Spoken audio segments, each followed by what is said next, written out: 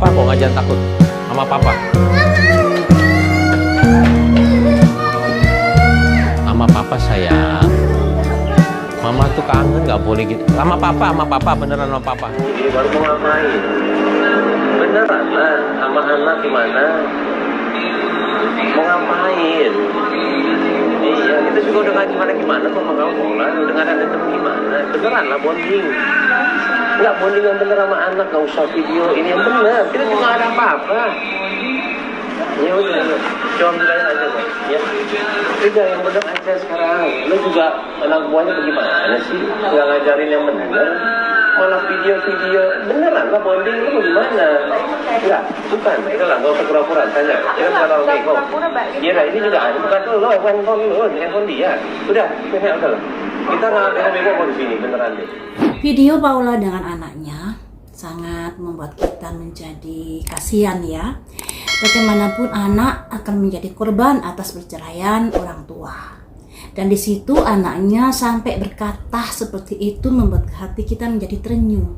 Anak itu masih kecil loh ya, kok sampai bisa mengungkapkan kata-kata seperti itu. Kemudian dari Baimnya juga memiliki video di mana anaknya tidak mau bertemu dengan Paula. Sebenarnya dua video ini adalah video yang tidak seutuhnya. Kita nggak tahu ya kenapa anaknya sama Paula sampai berkata seperti itu. Apakah saat Paula menjemput anaknya, Paula ini diomeli Baim di depan anaknya sehingga anaknya kasihan kepada ibunya? Kita juga nggak tahu kejadian yang sebenarnya ya. Demikian juga saat Baim mengajak anaknya untuk bertemu Paula, anaknya nggak mau sampai tantrum. Apakah anaknya saat itu sedang bermain, sedang asik-asiknya bermain sehingga ketika diajak untuk bertemu Paula nggak mau? Ini juga kita nggak tahu, videonya juga nggak utuh. Jadi makanya jadi penasaran kita ya, apa yang melatar belakangi sampai terjadi hal-hal yang seperti itu. Dan tersebar juga video rekaman. Setelah video Paula dengan anaknya, kemudian muncullah video rekaman yang bocor di media sosial. Itu bocor beneran atau dibocorkan demi pihak tertentu ya? Entahlah, kita nggak tahu ya. Tapi mari kita prediksi di sini. Yang pertama, apakah video itu bocor atau dibocorkan? Apakah video itu bocor atau dibocorkan? Karena video itu lebih memojokkan Paula ketimbang Baim dan lain sebagainya. Makanya di sini penasaran video terkait Baim dengan Paula. Apakah kesengajaan dibocorkan atau ada yang membocorkan orang lain?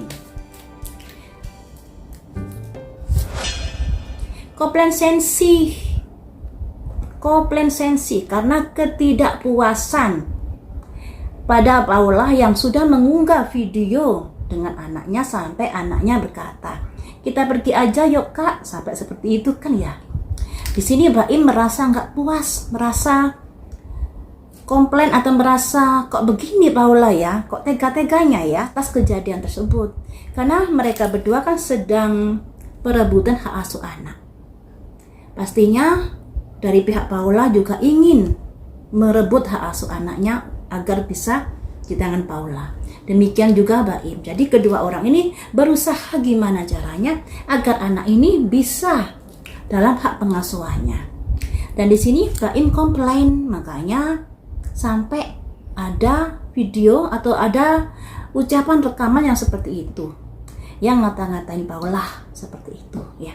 Nah, Paula berkata sekali, Baim sudah berkata 10 kali. Kalau kita dengar dari tayangan di rekaman tadi ya, cuman di video saya tadi rekamannya sudah saya potong nggak panjang-panjang.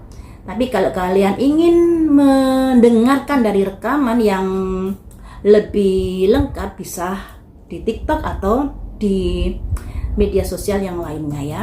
Saya dapatnya di TikTok itu. Kemudian, apakah karena komplasensi ini, karena ketidakpuasan Baim pada Paula, rekaman itu sengaja atau tidak sengaja disebarkan? Trik Harry, tipu tipu daya.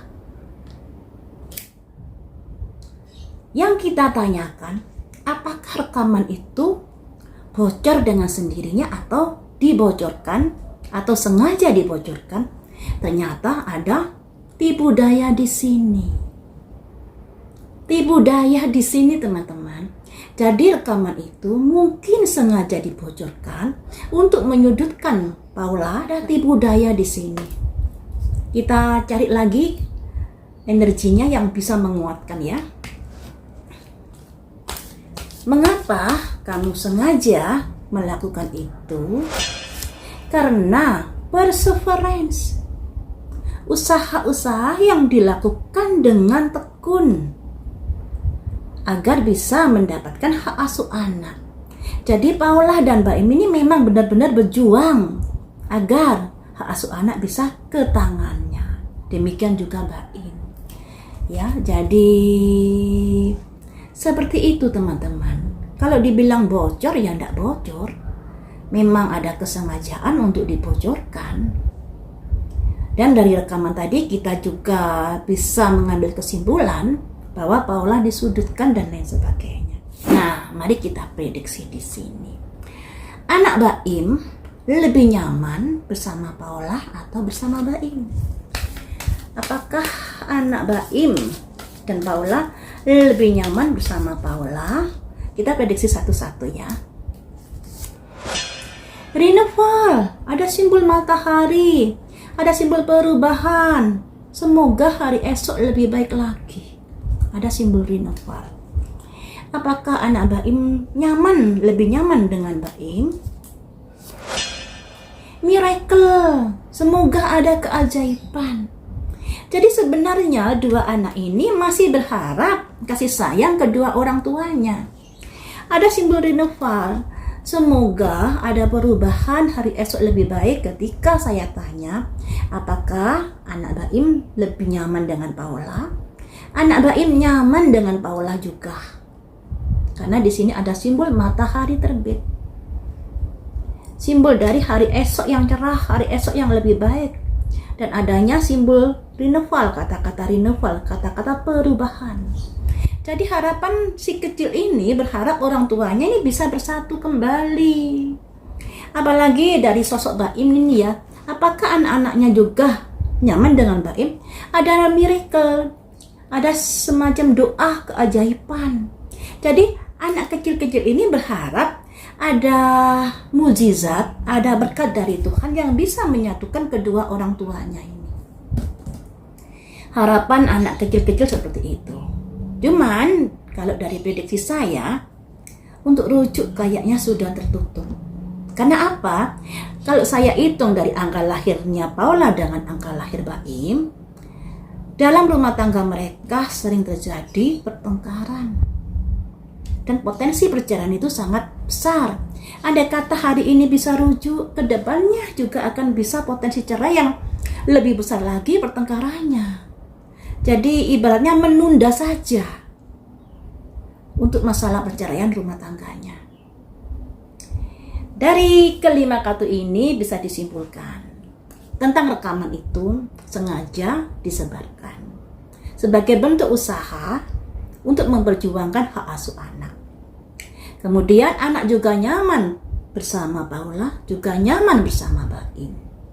Jadi alangkah baiknya kedua orang tua ini kalau memang sudah sepakat untuk cerai, tapi di depan anak-anaknya harus menunjukkan sikap baik. Karena anak-anaknya ini masih mencintai baik ibu maupun bapaknya. Ini loh ya. Dengan ibu berharap hari esok bisa lebih baik.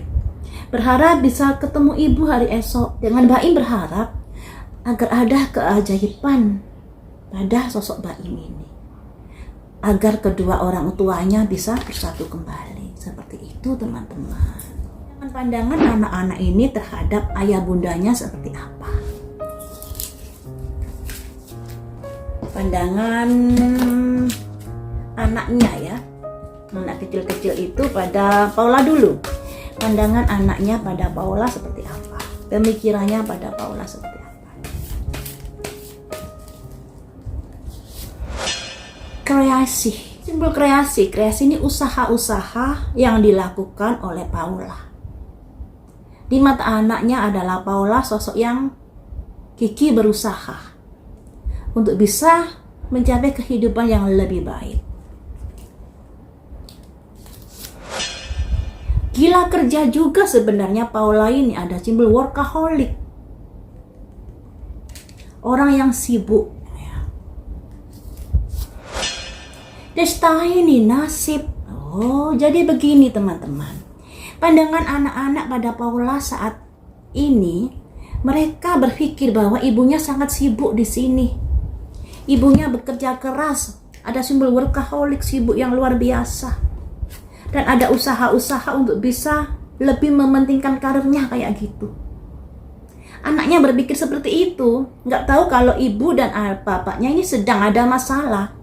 Dan di sini anaknya merasa ini sudah nasib saya, mungkin kayak gitu. Kasihan ya. Jadi memang Paula bertemu dengan anaknya ini mungkin nggak setiap hari, bisa juga seminggu sekali, atau bisa juga lebih cepat atau lebih lambat ya. Makanya di sini anaknya berpikir, ibu kok sibuk kerja, ibu gila kerja, sampai nasib kami, nasib anak-anak kecil itu jadi seperti ini. Pandangan anaknya seperti itu kepada Paula. Tak tahunya memang ada keterbatasan Paula untuk bisa bertemu anak. Pandangan anak-anak pada Baim seperti apa dalam pemikirannya untuk saat ini? Grief. Ada simbol kesedihan yang dirasakan oleh anak-anaknya.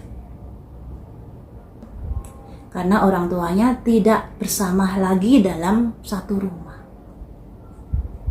Ini ada si kesedihan yang dia rasakan. Dan ada simbol trickery. Anaknya juga berpikir kalau bapaknya ini manipulatif, bermuka dua kayak gitu. Makanya di sini ada simbol trickery, tipu daya. Ada ketidakjujuran. Permasalahan yang komplit. Nah ini. Jadi di sini dari anaknya merasa sedih. Dia berpikir bapaknya ini kok kalau misalnya nih ya, di depan kamera bilangnya begitu, di belakang bilangnya begini, kok tidak sesuai dengan kenyataan yang ada. Ini loh katanya trickery yang keluar teman-teman. Trickery. Selanjutnya anak-anak juga berpikir ini masalah yang komplit yang dihadapi oleh mereka. Yang namanya anak-anak kan masih bergantung pada orang tua. Sekalipun melihat situasi kondisi yang seperti ini yang mereka pikirkan saat ini, mereka tidak bisa berbuat banyak. Apakah karena trickery ini tadi sehingga anaknya sampai berkata, kita lindungi mama, kita pergi aja yuk kak, sampai berkata seperti itu. Karena ada trickery, manipulatif ya. Nah, dan dia merasa sedih melihat situasi kondisi yang seperti ini. Makanya harapan anak-anak kan agar ayah bundanya bisa rukun kembali, bisa serumah kembali. Karena mereka juga sayang mamanya, juga sayang bapaknya. Tapi anak kecil ini sudah bisa berpikir hal-hal yang mereka lihat, hal-hal yang mereka rasakan. Karena Paula jarang bertemu, makanya mereka berpikir, mama terlalu sibuk, mama gila kerja, workaholic di sini. Dan ada simbol nasib, destiny. Mereka hanya bisa menerima nasib karena tidak tahu ada konflik antara papa dan mamanya, sehingga Paula ada batasan-batasan untuk bisa bertemu dengan anaknya. Jadi tidak bisa setiap hari kayak gitu. Sedangkan pandangan anaknya untuk Baim, mungkin anaknya juga menyaksikan kalau papanya di depan kamera seperti itu, tapi di belakang kamera seperti ini. Makanya ada simbol trickery, manipulatif teman-teman. Aduh, seperti yang rekaman tadi kan ya, katanya bocor, tapi kalau di kartu saya ada kesengajaan untuk membocorkan, untuk memojokkan Paula.